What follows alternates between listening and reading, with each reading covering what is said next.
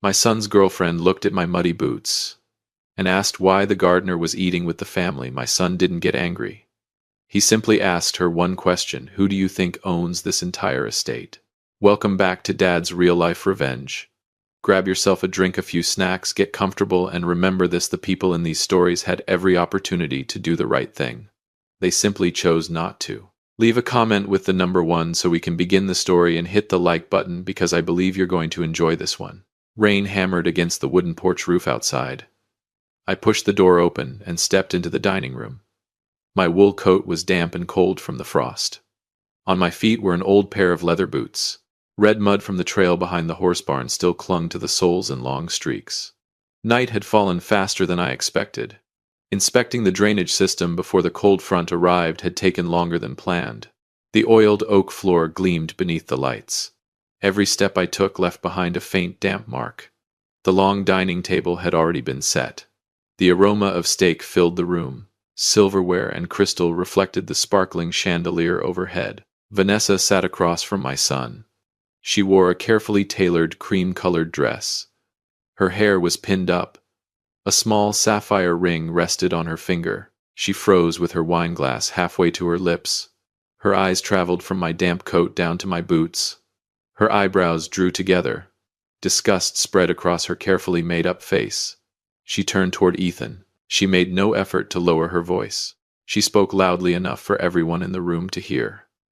"Ethan, are you really going to let the gardener eat with us?" The air in the dining room instantly turned to ice. Martin was setting the silverware on the table. His hand stopped in midair. His eyes widened. He looked at me. Then he looked at Ethan. Martin let out a long breath. He started to step forward. I raised one finger slightly. Martin stopped immediately. He lowered his head and stepped back into the corner of the room. Ethan set down his knife and fork. He looked up at Vanessa. There was no anger in his eyes. They were as calm as the surface of a lake before a storm. I pulled out the wooden chair at the head of the table. The legs scraped across the floor with a dry, harsh sound. Vanessa lifted her hand to cover her nose. She leaned farther away from me before speaking. "I don't mean any offense. But just look at those boots. We're having dinner, not eating inside a horse barn." Ethan never even blinked. He looked straight into his girlfriend's eyes and asked in an incredibly calm voice, "Who do you think he is?" Vanessa smiled. It was a polite, confident smile. She tilted her head. "I'm guessing the groundskeeper. Or maybe someone who's worked here for years. You know how people who work outdoors usually don't pay much attention to the little details." I sat down and rested both hands on the wooden table. I said nothing. Vanessa looked down at my boots again. Her patience was clearly running out. She folded her arms. "Could you at least change your boots first? The smell of the mud is unpleasant. It's ruining the atmosphere of dinner." I looked down at my boots. The mud was drying and crumbling onto the floor in small flakes. I had worn those boots for 10 years. I wore them while wading through floodwaters to rebuild a levee. I wore them while pulling a young horse out of deep mud. I wore them on the day I buried my wife when the fields were covered with melting snow. Those boots had never betrayed me. Ethan set his glass of water on the table. The crystal tapped softly against the wood. He looked at Vanessa for a long moment before asking, "Do you know whose house you're having dinner in?" Vanessa laughed out loud. It was the laugh of someone completely certain she knew all the facts. "Of course. This is your family's estate." Ethan asked another question. "Then who do you think owns it?" She answered immediately, overflowing with confidence. But her answer made both the butler and the footman lower their heads to hide their reactions. Vanessa leaned back confidently in her chair. She took a slow sip of her wine. "This place belongs to the Caldwell family. More specifically, it belongs to your company. Isn't that right, Ethan?" Her eyes swept around the dining room. Satisfaction was written all over her face. She leaned closer to Ethan, lowering her voice, though it still carried an unmistakable tone of authority. "You should ask the staff to eat in the servants' quarters. Boundaries like that exist for a reason. They keep everything proper." I folded my hands together and looked straight at her. "What boundaries?" Vanessa flinched ever so slightly. She hadn't expected a man wearing mud-covered boots to speak. She immediately regained her air of superiority. "The boundary between guests and servants. It's basic courtesy." I tilted my head. "Do you always judge people that quickly?" Vanessa laughed. She smoothed the folds of her expensive dress. No, I simply observe. Someone who respects a home wouldn't track mud into the dining room. A piece of dried mud crumbled from the sole of my boot and landed on the floor. A small clump skidded near the table leg. Vanessa noticed it immediately, her eyebrows knitted together. She waved toward Martin. Please bring a cloth and wipe the floor beneath him. The dirt is spreading. Martin remained where he was in the corner of the room. His hands were folded neatly in front of him. His expression never changed. He didn't take a single step. Vanessa waited 3 seconds. Martin's silence irritated her. She turned fully toward him. Didn't you hear me? Martin answered in the impeccably polished tone of a butler who had served for decades. I'm waiting for instructions from the owner of the house. Vanessa's face darkened. She felt her authority being challenged in front of the household staff. She turned to Ethan, her voice filled with indignation. You need to have a talk with your employees. They're being incredibly unprofessional. Ethan ignored the comment completely. He picked up the glass water pitcher. He filled my glass first. Only then did he pour one for himself. He looked at Vanessa and asked his next question slowly. Who do you think the owner of this house is? Vanessa sighed. She shook her head as though Ethan had asked the most obvious question imaginable. You. Or at least you will be very soon. You're running everything. You're the only heir. She said it as naturally as if it were an unquestionable fact, not a hint of hesitation. I took a sip of water. The well water drawn from deep beneath the estate was still as crisp and sweet as it had been 10 years ago. Ethan leaned back in his chair. Disappointment was beginning to show in his eyes. He looked at the woman he had been dating for the past 8 months. Vanessa noticed none of it. She believed she had just demonstrated the vision and confidence expected of a future wife. She smiled at Ethan. An estate like this needs firm management. We can't let country habits diminish its value. I looked down at my hands. The calluses across my palms were still there. They were the marks left from driving every fence post myself and carrying every bag of cement with my own hands. Vanessa continued talking endlessly about standards and an upscale lifestyle. She spoke about replacing members of the staff. She spoke about reorganizing the main house. Every word she uttered touched another brick, another blade of grass that belonged to this place. Ethan interrupted her. So you've already planned that far ahead, Vanessa smiled with unmistakable satisfaction. She had no idea the trap was opening right in front of her. For the first time, she admitted what truly mattered to her. It wasn't what Ethan owned. It was when everything would become hers. The room sank into oppressive silence. I looked down at the glass of water in my hand. The streaks of dried mud on the boots beneath the table seemed to remind me where every single floorboard in this house had truly come from. I was born on this very land, but not in the main house. My father cared for the horses of the previous owner. My mother cleaned the small dark kitchen in the back. Our little wooden house stood beside the horse barn. Winters cut through our skin. During the rainy season, mud reached our ankles. When I was in my 20s, the former owner went bankrupt. The estate was carved into pieces and sold to pay off debts. No one believed that a penniless young man would dare borrow money from anyone willing to lend it just to buy the first parcel of land. I worked 16 hours a day. I carried every sack of fertilizer. I repaired every broken fence with my own hands. I slept on piles of hay inside the horse barn without even taking off my boots. Before my father died, he held my calloused hand and said, "The land doesn't care what you're wearing. It only gives back exactly what you put into it." I carried those words with me for more than 40 years. Every acre, every stable, every luxury guest lodge that was built afterward. They all rose from the sweat on my brow and those same mud-covered boots. When Ethan was a little boy, he used to wrap his tiny hand around one of my fingers as we walked through the endless fields together. He looked up at me and asked, "Dad, are we rich?" I knelt down, brushed the mud from his knee, and answered, "I have enough so you'll never go hungry. But whether you grow up to be a decent man, money can't do that for you." The soft clink of a fork against a china plate brought me back to the present. Vanessa had turned toward Clara, the resort manager, who had just walked in, carrying a stack of documents for tomorrow's project approval. Vanessa lifted her chin.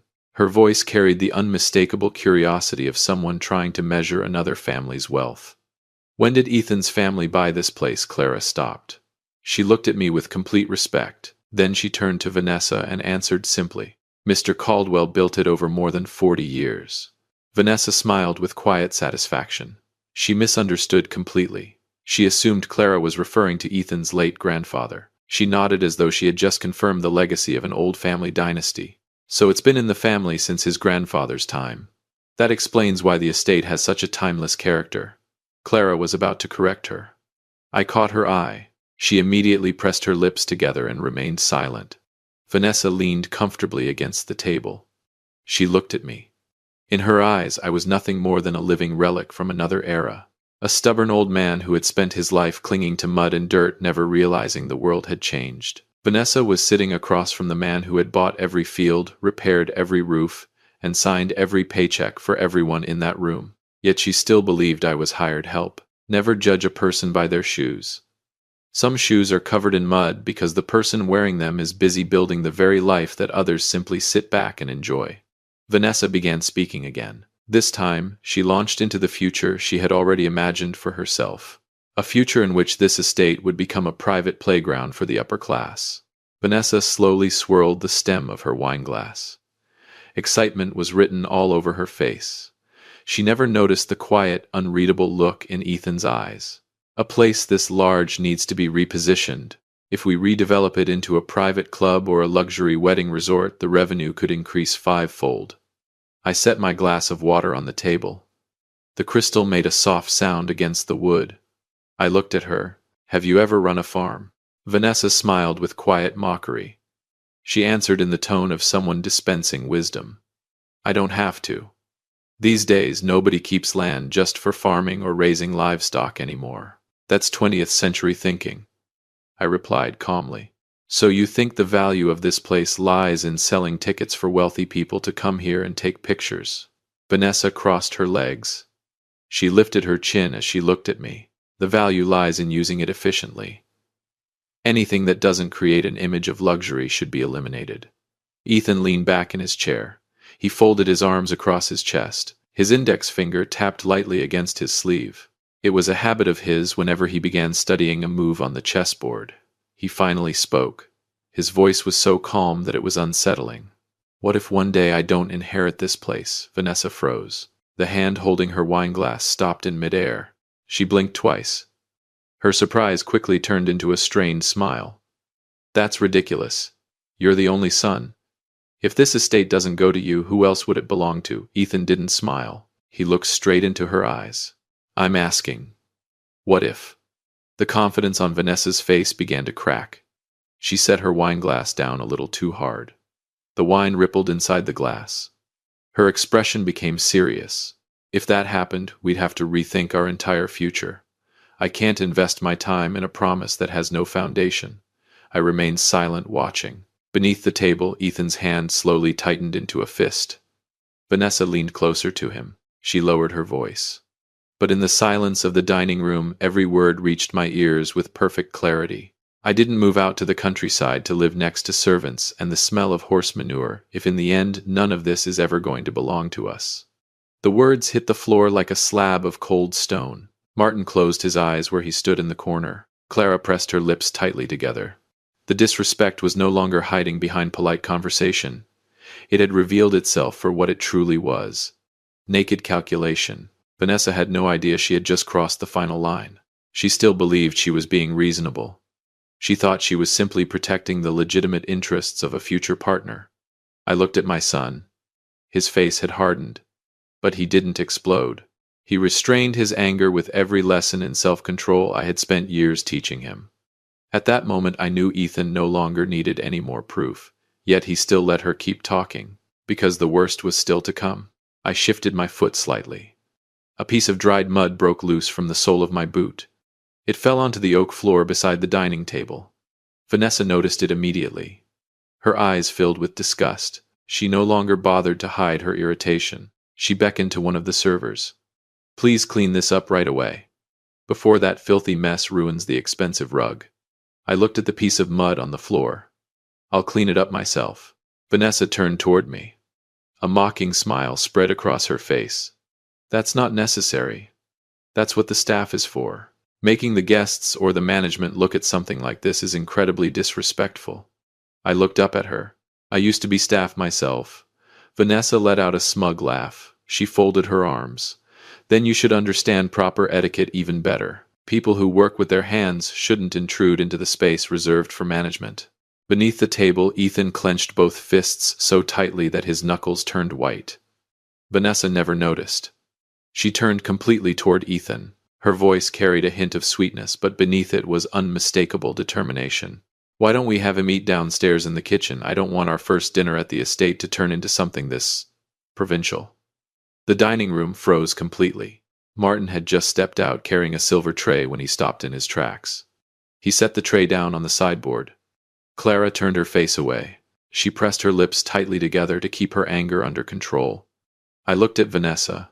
There was no anger in my eyes. Only the quiet observation reserved for someone who had just closed the door on herself. I decided to give her one last chance. What if I were Ethan's father? Vanessa paused for a second. Then she burst into laughter. It was a mocking laugh, filled with absolute confidence. You don't have to joke like that. I didn't smile. Why do you think that's funny? Vanessa shook her head. She looked me up and down. Her gaze lingered on my damp coat and my mud-covered boots. Because Ethan couldn't possibly come from someone like you. He went to the best schools. He carries himself like someone from high society. Obviously, the two of you belong to completely different worlds. She spoke those words as casually, as if they were undeniable facts. She believed every word of her own argument. Some words can never be taken back with a simple apology. Because they aren't slips of the tongue. They're beliefs that have lived inside the speaker all along. Do you think Vanessa was simply awkward in the way she spoke, or had she finally revealed who she truly was? Ethan slowly laid his knife and fork on his plate. The soft chime of metal against porcelain echoed through the room, delicate yet icy. He didn't shout. He didn't slam the table. He lifted his head. His eyes locked onto Vanessa with such intensity that she began to feel a chill run down her spine. Ethan set down his knife and fork. He didn't raise his voice. He simply asked Vanessa one question that made her begin to lose her composure. Vanessa stared at Ethan. The cold determination in his eyes made her hesitate. The smile disappeared from her face. Ethan leaned forward.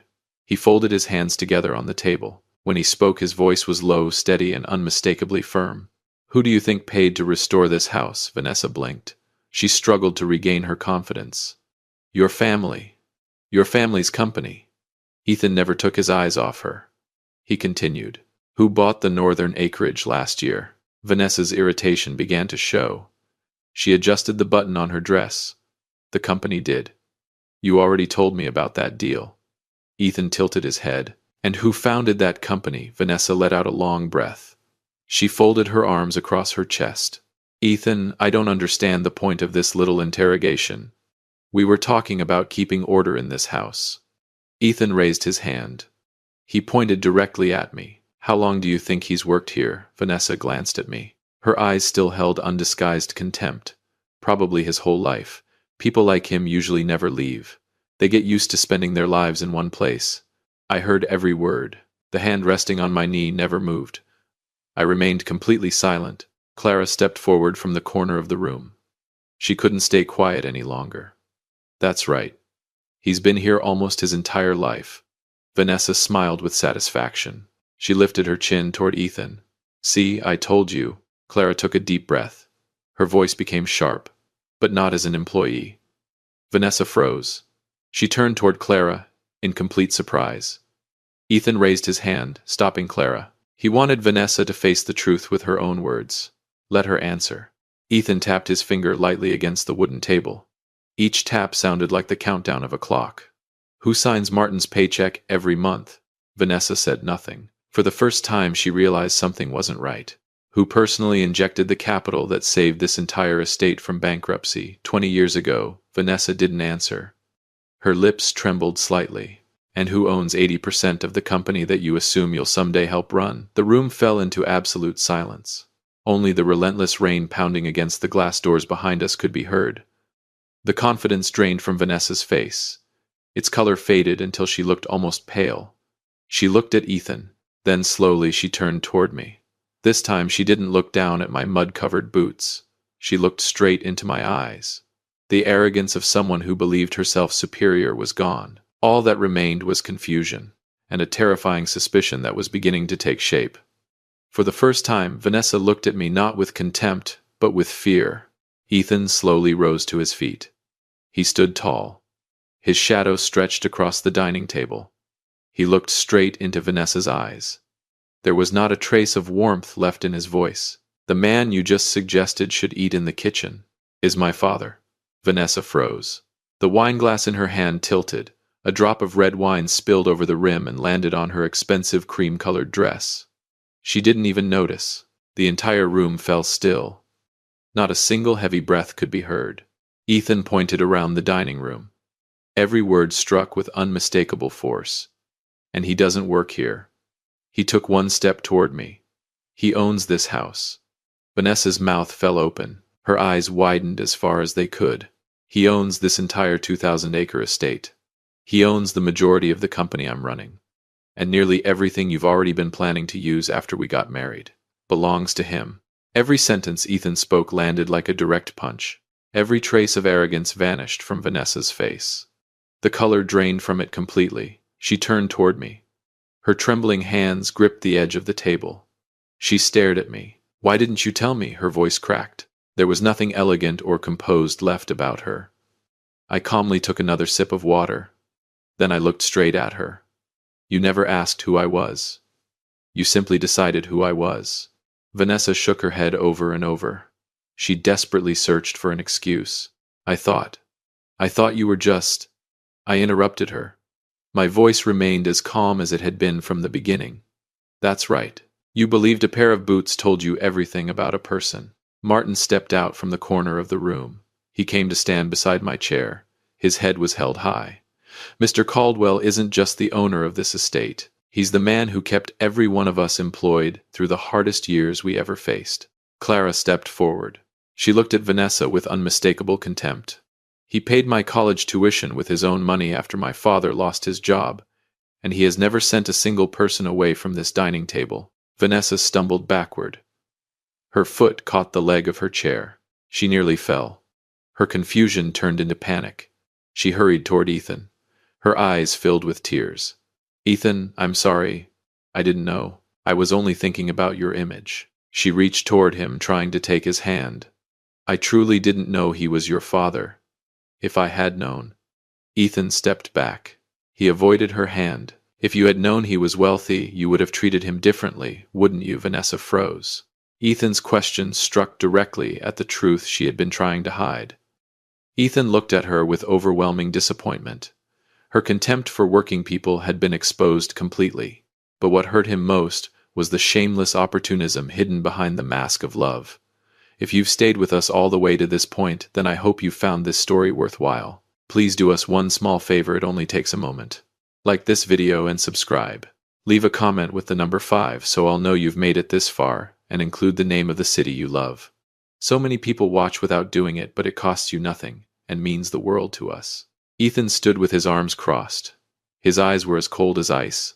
He looked straight at the woman who had once claimed to love him deeply. "If my father owned nothing at all, would you still want to marry me?" Vanessa panicked. Tears welled up in her eyes. She nodded over and over. "Of course. I love you for who you are." A bitter smile crossed Ethan's face. He pulled his phone from his pocket. The screen lit up. "Then why did you say we'd have to rethink our future if I didn't inherit anything?" Vanessa froze. Her lips trembled as she struggled to speak. Ethan didn't stop. His voice cut into every hidden corner. "Why did you ask Clara about the value of this land the moment you arrived? Why did you tell your friend that after we got married you'd turn this place into a private resort? And why did you want my father moved somewhere else to live?" Vanessa stared at the phone in Ethan's hand. The color drained completely from her face. Ethan swiped across the screen. He read aloud every message Vanessa had sent to her best friend 3 days earlier. "Once we're married and my name is on the assets, everything will be much easier." Ethan looked up. His eyes were red with betrayal. "Do you remember what else you wrote? You called my father an old obstacle." Every word fell through the dining room like the pronouncement of a sentence. Vanessa completely fell apart. She shook her head in desperation. Every trace of her pretense had been stripped away. She clutched the hem of her dress, searching for one last excuse. I was only thinking about our future." Ethan looked at her with disgust. No, you were thinking about your share of my father's future. Ethan held out his hand. His voice was firm, without the slightest hesitation. Take off the ring. Vanessa stared at him in shock. She instinctively covered the finger wearing the sapphire ring. What did you say? Take off the ring and give it back to me. Vanessa burst into tears. Every trace of pride disappeared. She sobbed. You're going to throw everything away because of one dinner, because of a few careless words. Ethan took one step closer.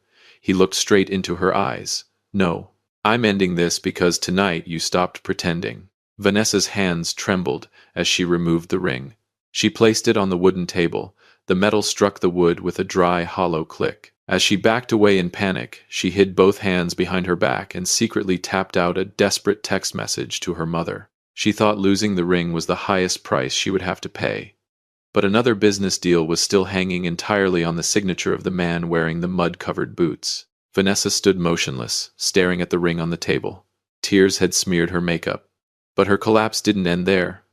Another even harsher reality had just surfaced in her mind. Vanessa's family was drowning in debt. Her mother, Olivia, had been doing everything she could to lease the eastern section of the estate for a luxury event center project. They believed Ethan was the one making the decision. They had no idea that the only person with full authority to approve it was me. Vanessa looked up at me. Every trace of arrogance had vanished. In its place was utter panic. She hurried toward the table, her voice hoarse. I'm sorry, Mr. Caldwell. I misunderstood you. I didn't stand up. I looked at her with the calm eyes of a man who had lived through nearly an entire lifetime. You didn't misunderstand me. You just didn't know I had money. The words pierced straight through Vanessa. She froze, unable to offer a single excuse. At that moment, Ethan's phone on the table began ringing repeatedly. The screen displayed the name Olivia Reed. Ethan turned on the speaker. Vanessa's mother spoke in a voice filled with urgency and authority. Ethan, Vanessa just called me, crying her eyes out. Don't let a personal argument affect the lease agreement for the eastern property. Our company has already invested far too much in this project. I reached over and picked up Ethan's phone. I spoke calmly. Mrs. Reed. This is Henry Caldwell. The other end of the line fell silent for 3 full seconds. Her shock was unmistakable in every hurried breath. I continued, my voice steady and clear. I'm not rejecting your project because your daughter insulted me. Vanessa let out a quiet sigh of relief. A faint spark of hope appeared in her eyes. But I continued. I'm rejecting it because your application shows that your company has been underpaying local farmers and delaying payments to contractors. I had reviewed the project documents the week before. Vanessa's behavior tonight had merely become the final piece confirming the culture and values of her entire family. I had decided to transfer the entire eastern section of the property to the local cooperative to build a farmer's market and a vocational training center for the workers' children. I looked directly into Vanessa's eyes before speaking into the phone. I'm not using my property to punish your daughter. I simply won't entrust my land to people who believe working men and women are there to be stepped on. Mrs. Olivia screamed into the phone before hanging up. Vanessa collapsed into her chair, burying her face in both hands. Her family needed a single signature to save their project, and that signature belonged to me. I could have taken revenge with money. Instead, I chose a path that left her unable to call me petty. Ethan